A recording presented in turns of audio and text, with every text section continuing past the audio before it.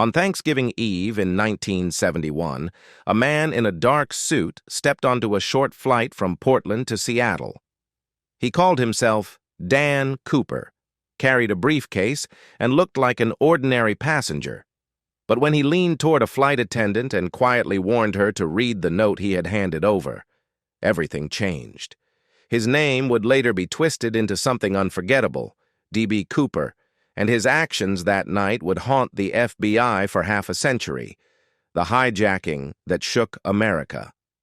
November 24, 1971. The Boeing 727 of Northwest Orient Airlines, Flight 305, was filled with holiday travelers. For most of them, it was just a 30-minute hop between Portland and Seattle. But in seat 18C sat a man who was about to carve his place in history. He slipped a handwritten note to flight attendant Florence Schaffner. She thought it was another flirtatious message and tucked it into her pocket. But then the man whispered words that froze her in place. "Miss, you'd better look at that note. I have a bomb." Inside his briefcase appeared to be dynamite sticks wired to a battery. His demands were direct: $200,000 in cash, 4 parachutes, and a refueling truck waiting when they landed. The pilot, William Scott, radioed the code for hijacking, and within minutes the FBI was mobilized. By the time Flight 305 landed in Seattle, every passenger was released unharmed, but the crew remained. The money and parachutes were handed over, and with a skeleton team still on board, the jet lifted off once more, following his instructions south toward Mexico. Then came the moment that defined the legend. Somewhere over Washington State's dense forests, battered by rain and fierce winds, Cooper opened the rear stairs of the 727. At 8 p.m., he jumped into the pitch-black night with the ransom strapped to him. When the plane landed in Reno later, the crew was safe, but Cooper was gone. No broken branches, no footprints, no parachute, no body. The only thing he left behind was a J.C. Penney clip-on tie, forgotten on his seat. And with that, D.B. Cooper melted into myth, leaving behind the most baffling, unsolved skyjacking in American history. The hunt that went nowhere. By dawn the next morning, the forests of Washington were crawling with search teams. Helicopters hovered overhead, bloodhounds sniffed through the underbrush, and paratroopers scoured the terrain. The FBI launched one of the largest manhunts in its history, convinced that somewhere beneath the pine trees lay the body of D.B. Cooper, or at least the remains of the parachute or the ransom money. But there was nothing. No trace of a man who had jumped from 10,000 feet into a storm. The investigation quickly became a nationwide obsession. Tips flooded in from across the country. Over the years, the FBI investigated more than 1,000 suspects. Some were former paratroopers, others ex-convicts. A few even confessed on their deathbeds. But every lead fell apart. Even handwriting comparisons and DNA samples from the tie Cooper left behind provided no match. It was as if he had vanished completely. Then, in February 1980, a strange discovery reignited the mystery. An 8-year-old boy named Brian Ingram was camping with his family on the Columbia River, about 20 miles from Vancouver, Washington, when he unearthed 3 bundles of cash buried in the sand. The bills were badly rotted but still bound with rubber bands. When the FBI checked the serial numbers, the match was undeniable. The money had come from the ransom handed over to Cooper nearly a decade earlier. It was the first and only physical evidence ever recovered, but it raised more questions than it answered. Did Cooper die in the jump and the cash wash downstream? Or had he deliberately planted the money to mislead investigators? Forensic testing could not provide a clear answer, and divers searching the river turned up nothing else. The trail went cold again. For decades, the FBI kept the case officially open. But by 2016, after chasing down countless false leads, they announced they would no longer actively pursue it. Still, they left the door open. If any new physical evidence appeared, parachutes, money, or personal effects, they wanted to see it. What no one expected was that more than 50 years later, an amateur sleuth would do exactly that. The breakthrough from a YouTuber. While the FBI had long since shelved the case, not everyone was ready to let it rest. Among those who couldn't shake the mystery was Dan Grider, a retired airline captain with more than 24,000 flight hours. For nearly 2 decades, he studied every available report, flight log, and FBI file. He recreated jump scenarios, analyzed wind speeds from that stormy November night, and reviewed old parachute models. What began as curiosity grew into an obsession, and eventually into a YouTube series that drew thousands of viewers. In 2023, his persistence finally paid off. Acting on a hunch, Grider followed a trail to a storage unit in Utah linked to the family of Richard Floyd McCoy Jr., a man whose name had been whispered in connection with the Cooper case for decades. Inside the dusty boxes, Grider discovered something that made his hands shake. A parachute rig that matched the description of the one used by Cooper in 1971. It wasn't just any parachute. It had unique modifications, the same unusual rigging the FBI had quietly documented in their files half a century earlier. But the shock didn't end there. Grider traced the parachute's origin back to McCoy's family, and suddenly, a theory once dismissed as fringe came roaring back to life. Richard McCoy wasn't a stranger to hijacking. In April 1972, just 5 months after Cooper's vanishing act, McCoy carried out an almost identical crime. He boarded a United Airlines flight in Denver, demanded $500,000 and 4 parachutes, then jumped from the same kind of plane, a Boeing 727, using the rear stairs. Unlike Cooper, though, McCoy was captured within days, thanks to a careless trail of evidence. Now, with a parachute tying McCoy directly to the Cooper case, Grider realized he may have uncovered the missing link that even the FBI had overlooked. And when he went public with his findings, the response was immediate. The Bureau, which had officially closed the case in 2016, suddenly returned to the story that had haunted American aviation for more than 50 years, Richard McCoy Jr., the man behind the mask. If you were to look at Richard Floyd McCoy Jr.'s life on paper, it would read like the story of an American hero. Born in 1942 in North Carolina but raised in Utah, he grew up in a devout Mormon family that valued discipline, faith, and patriotism. As a young man, he pursued aviation and went on to serve in the Vietnam War as a decorated helicopter pilot, flying dangerous missions that tested both his skill and his nerves. Friends and fellow soldiers remembered him as courageous and resourceful, someone who could think clearly under pressure. When he returned home, McCoy seemed destined for stability. He married, became a father of 2, enrolled at Brigham Young University to study law, and earned respect in his community. Neighbors described him as polite, deeply religious, and the picture of responsibility. But beneath this exterior of honor and domestic normalcy, there were cracks. McCoy was restless, perhaps even addicted to the adrenaline that came with high-risk situations.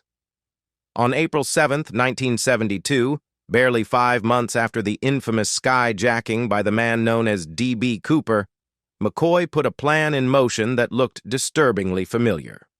Boarding United Airlines Flight 855 in Denver, he carried a briefcase and a calm demeanor. Handing a note to a flight attendant, he declared he had a bomb and laid out demands: $500,000 in cash, 4 parachutes, and a refueled aircraft. The instructions mirrored those given by Cooper in 1971, down to the smallest details.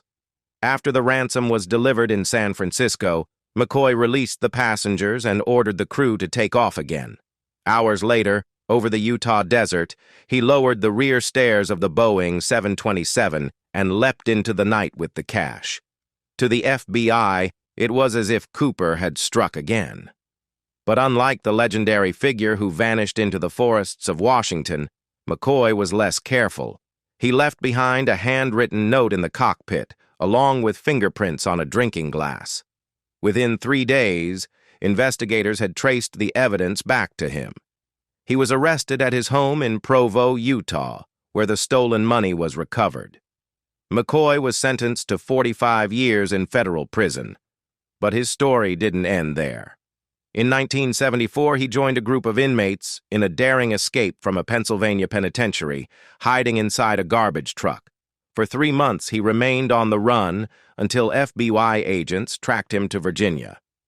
During the attempted arrest, McCoy opened fire and agents returned fire, killing him at the age of just 31. For many, McCoy was written off as a copycat, too young and too clean-cut to be the mysterious hijacker described by witnesses as a man in his mid-40s with darker features. Yet, the eerie similarities between the two crimes and the later discovery of parachute equipment linked to his family reopened the question: was McCoy merely imitating a legend, or was he the legend himself? Family secrets and the parachute evidence. For decades, the McCoy household carried a silence that was almost heavier than words. Publicly, Richard Floyd McCoy Jr. was remembered as a decorated Vietnam veteran, a devout Mormon, a husband, and a father whose life ended violently in 1974. His conviction for the 1972 hijacking of a United Airlines flight branded him a criminal, but within his own family, the shadow of another, far more infamous crime never really disappeared. Whispered suspicions connected him to the unsolved skyjacking of November 1971, the one committed by the mysterious figure who would forever be known as D.B. Cooper. For years, his children, Shantae and Rick, avoided the subject. They were just children when their father was killed in a shootout with FBI agents, and the public glare was unforgiving. Protecting their mother, Karen, became their priority. She had stood by Richard through his arrest and trial, and some suspected she might have known more than she ever admitted. Speaking openly about Cooper would have risked implicating her, so the siblings chose silence. That silence began to crack decades later. With both parents gone, Shantae and Rick slowly acknowledged what they had always suspected: that their father was not simply a copycat hijacker, but very possibly the man who had outwitted the FBI in 1971. The turning point came when retired airline captain and YouTuber Dan Grider uncovered a parachute in a storage unit linked to the McCoy family. This wasn't just any parachute. It bore unusual modifications that matched details in FBI files about the gear Cooper had taken. Grider, stunned by the discovery, declared, "That rig is literally 1 in a billion." The find gave weight to the whispers the siblings had carried for a lifetime. Along with the parachute, a skydiving logbook and related equipment surfaced, suggesting McCoy's movements around Oregon and Utah, the very regions tied to both hijackings. When Shantae and Rick spoke publicly, they did so with the weariness of people carrying a burden too long. Rick admitted, "We always kind of knew it was him," his words heavy with reluctant acceptance. The FBI, which had closed the case in 2016, could not ignore the revelations.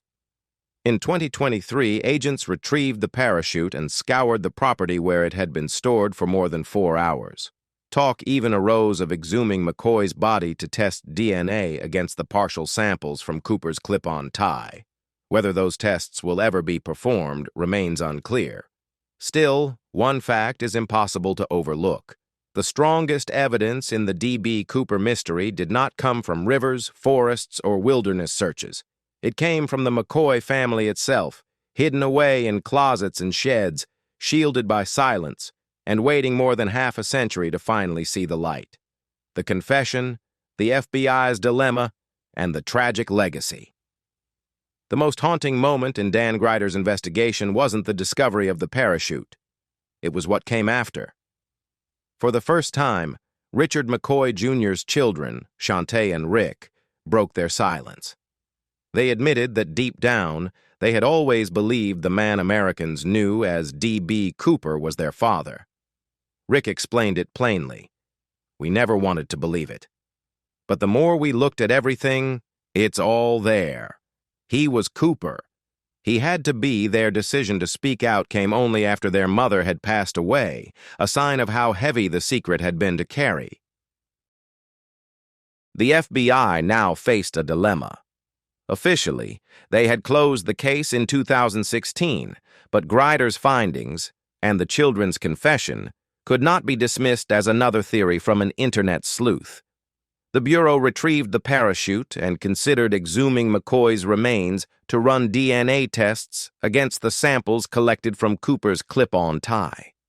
It was a chance to end the mystery once and for all. Yet decades of embarrassment over failing to catch Cooper may have made the Bureau hesitant to confirm a truth that slipped through their fingers for half a century. If Richard McCoy Jr. was indeed D.B. Cooper, then the story is not just about an outlaw who vanished into the night. It becomes the tragic tale of a soldier who returned from war, built a family, and then chose to gamble it all for money, thrill, or perhaps a sense of power.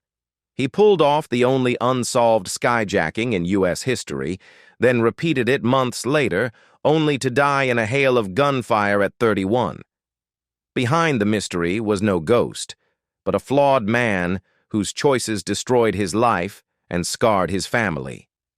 And yet, the legend of D.B. Cooper endures. For half a century, he symbolized rebellion, mystery, and escape. Now, with a face and a name attached, the myth feels more human and perhaps more tragic, because the man the world chased for 54 years may have never truly escaped at all. So what do you think? Was Richard McCoy Jr. really the man behind the name D.B. Cooper? Or will the FBI's silence keep this mystery alive forever? Let me know your thoughts in the comments below, and don't forget to like, share, and subscribe for more stories about the world's most enduring mysteries.